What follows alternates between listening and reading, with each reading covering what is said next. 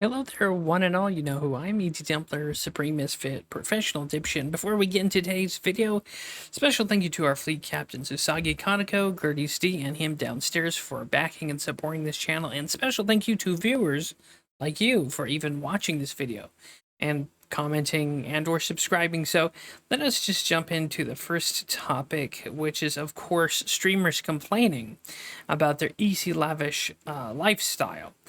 So let us do that. So this guy is Faze Lacy. So he's a part of the Faze clan of Call of Duty, which...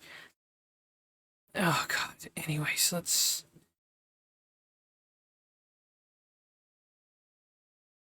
Look at this fucking dweeb. Bro got to fly to Japan and is complaining about his job. Bro, here's a thing that you don't understand.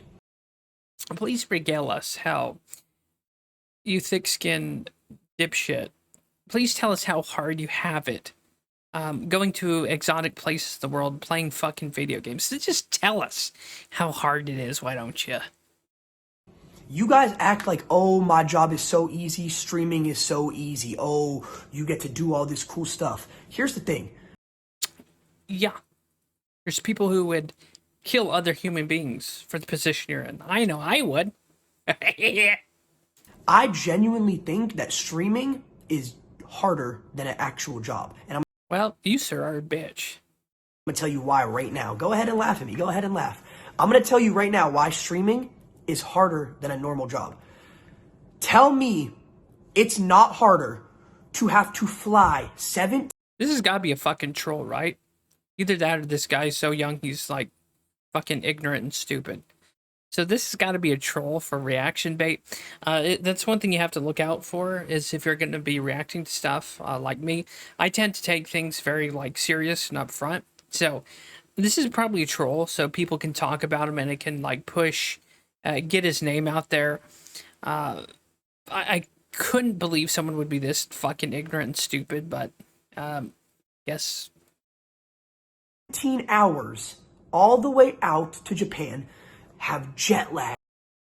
Oh, fly on a plane for 14 hours. In a plane where you sit down and watch movies and eat snacks. Oh, you have it so hard. Be tired. Then when you get here, you Be tired, huh? Bitch. Like, in context, like, I can't even complain, but when you work 48-hour work weeks at a shell where you're on your feet for 9, 10, 11, 12, 1, 2, 3, 4, 5, 6, 7, 8, 9 for 13 hours, then you tell me how things didn't hurt or how you're tired. Okay. And that's, when I was working at Shell, that's constantly for those 13 hours doing stuff and like on your feet. have to walk around in the hot sun. How much of a beta, like, thin-skinned bitch is this guy? 100 degrees out, sun beating down on you, you're sweating, you're tired, you're hungry, and then you have to stream yourself like shopping for clothes and going shopping for like 6-8 hours a day, bro. Bruh. Try, you know, here's the reality show for you. You take twerps and dipshits like this and you put them in a real job from 9 to 5. Put them in a real job and see how they react and put up with that shit. Because anyone would switch with them. Oh no, you get to stream yourself shopping and in Japan? Like, that's genuinely hard. Okay. Compared to working a normal job where you just go in for like 6 hours every day, because normal jobs work, what, 30-hour weeks, 6 hours a day, five days a week. In this economy? Doubt it. If you want to make money and like pay your bills, rent, mortgages, loans on cars, no, you're not just working 6 hours. So I'm going to chalk this young man up to ignorance of life, and he hasn't lived that long to figure out what life actually is. So it's partially troll, partially ignorance on his part. 30 hours, and then you have the weekends off. Like, Not exactly. Sometimes I know when I was working at show, we'd be called in sometimes on our days off, Wednesday, Saturday, Sunday, especially when your coworkers are just drug using fucking degenerates. But yeah, no, you sometimes you don't, and sometimes you have to work Thanksgiving and Christmas. Like, you guys have to understand, it's way harder to stream, and then I have to go around and mog everybody, bro. And I just walk around in public, talking to people, mogging, just like trying to interact with people. Like, it's hard to have those social skills. Well, if it's that bad, why the fuck are you doing it? I mean, if it's that hard, why are you doing it? That's my question. Oh, maybe because it's easier to do streams, and maybe it's easier to sit on your fat ass and walk around streaming yourself and just having money roll in by gullible idiots and kids in your fan base in his context. But yeah, fuck this guy, and he's not even grateful. Um,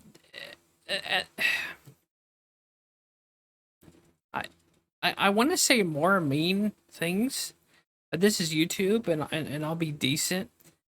But yeah, that's Faze. Of course, he's got Pip Viper glasses on, which leads me to believe that this guy's an absolute troll. He's doing this for reaction bait, reaction material, and he's just a scumbag. And if he's this young, already acting like this, I can't imagine he'll continue acting like this.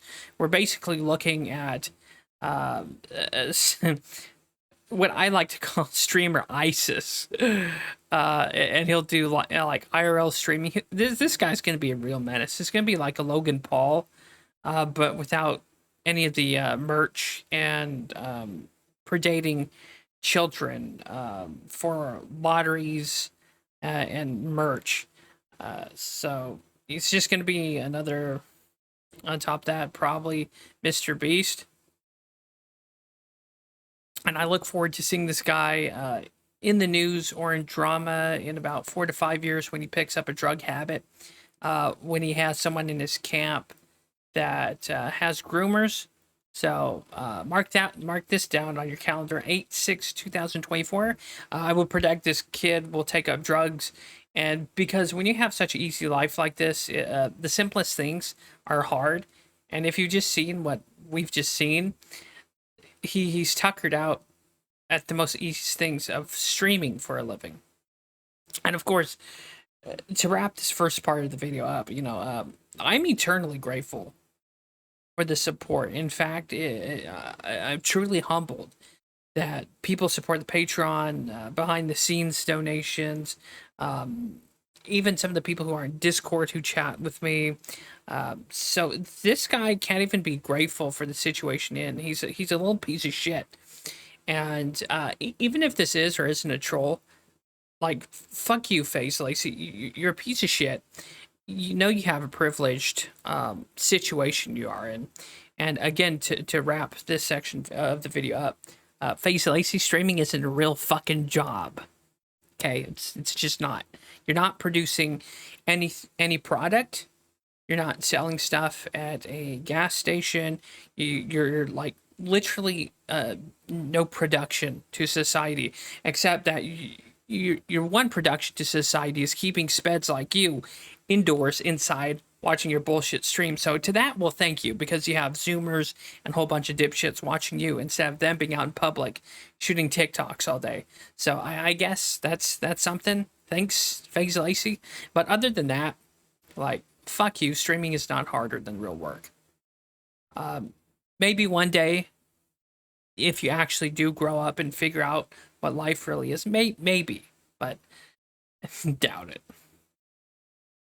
So the second part of this video has to do with something that's pretty interesting. So the Army says they made a $11 million promotional deal with The Rock and the UFL, which didn't lead to a single new recruit. So for those of you who don't know, the UFL is comprised of two independent American football organizations: the XFL, Extreme Football League, the USFL, United States Football League. So those two groups became the USFL, or the UFL, Sorry. And I remember when watching the games, seeing these army ads. So they did some psyop stuff where when they're interviewing the enlisted personnel, the active duty people, they were saying, "Oh, well, how did you get this job? Why did you get it?" And of course, sometimes some of them would go, "Oh, to push diversity and exclusivity." And oh, we're all one family. And so the common phrase was family. They would say family all the time. But see, why it didn't reach a single recruit is because a lot of people anymore have witnessed to what our country has done to veterans and patriots, whether it's January 6th, whether it's had the treatment of veterans since Desert Storm 1. People are looking at this and thinking, why should I enlist? It's not from a point of selfishness. It's from a point of self-preservation, because a lot of veterans, as I speak, aren't getting their benefits for the VA. Some of them have to hire lawyers to get their fucking benefits, and that's a true crime. There's veteran homelessness, veteran mental health crisis. There's the opioid epidemic with veterans. So a lot of people are looking at this and observing this and discovering that, well, although it's a selfless act, and by all means, no one's taking away from that or enlistment or duty to country at all, but people are just witnessing this, how the government are treating veterans and patriots, and they're going, we don't want any part of that. And plus, the way when you see Biden and Kamala Harris, what they're doing to the country, and how there's been a demonization of white men for the last 10 years, a lot of white people, white men, and women, but mostly white men, are looking at this going, well, why should I serve a country that's demonizing me? And of course, if you see the recent news with Iran and all these military recruitment ads, all of a sudden white men are being introduced into the ads all over, which it's kind of too late for that. You're not going to get those people back because you've been demonizing white men, saying we've been so evil and proprietor of evil among everyone in the United States. It's too late. So not only that, if you see here, it says 38 recruits actually ended up delisting instead. So 38 recruits. I don't think that has anything to do with The Rock or the EFL. I think those were 38 recruits that were just realizing that, oh boy, not only are sign-on bonuses kind of bullshit, that's taxed, but they just don't see the added benefits of serving the country, especially when the government treats them like just disposed garbage. And if I had any advice for the military, which I mean it's kind of too late now, how you've wokeified it and you demonized like almost every white man, a lot of people are distancing themselves because there's not enough to offer there. Yeah, sure, you can put on an application that you served in the military or active duty or whatever, and there's probably that opens up doors with jobs or networking among military people. So there's still plenty of opportunity to be had, but a lot of people don't want to risk injury, life, and limb just to be treated and abandoned by the government, shit on and pissed on by the average American citizen as well. So it's not that the Rock Johnson failed. It's not that the United States Army failed in this recruitment ad. It's just that, unfortunately, by and large, the main demographic you're trying to recruit doesn't give a shit anymore, because we've seen and been on the brunt of a woke crusade. And of course, here's my own personal story. I actually looked to enlist my earlier years, the Marines exactly. But, you know, autistic, ADD, ADHD, I've, issues, so it didn't work out. And of course, I'm from a long family of, people who served in war. So it's tragic that something like this, and the army does. They said they wanted their 11 million back, but it's like, no, you've already shit the bed with this. The United States government has shit the bed. And of course, with the media, news, and even elements in the military, there's a large recruitment bracket that if you're going to demonize us, then fuck you. We're not going to enlist. And why would they? Especially after, as we said earlier, white men have been demonized for the better part of 10 years, saying that we're vile, evil, toxic masculinity. And it's not just white men, it's just mainly men in general. So it's a tragic fuck up of epic proportions, and I don't think it's ever going to recover unless if the American government military really repurposes, drops the woke shit, drops the identity politics, and goes back to being an army that breaks shit and fucks shit up. That's how you get your recruitment numbers back. And with that, I'll end this section of the video. So it's just tragic that there's people who just don't feel the need to serve their country anymore because they feel that their government, their country, has left them behind. And we've, like we said before, we've witnessed family members get shafted, left behind, denied VA benefits, disability, and it's a real betrayal. And that's why I think I feel, from my own perspective, why people don't want to enlist. And yeah, it's a true tragedy. But with that, and in closing, there's no greater duty for someone to serve their country. So, by all means, if that doesn't deter someone from enlisting or continuing to serve the country, Godspeed and more power to you. But there's a large section and a great many people who are just deciding, yeah, the reward isn't worth the risk. And when you have a country that's disloyal, dishonorable, and will betray you and stab you in the back, and or in some cases leave you as a political prisoner in solitary confinement for protesting the government, yeah. A lot of people have the opinion that why should we serve Rome when Rome sees us as nothing but barbarians? So with that, two interesting topics.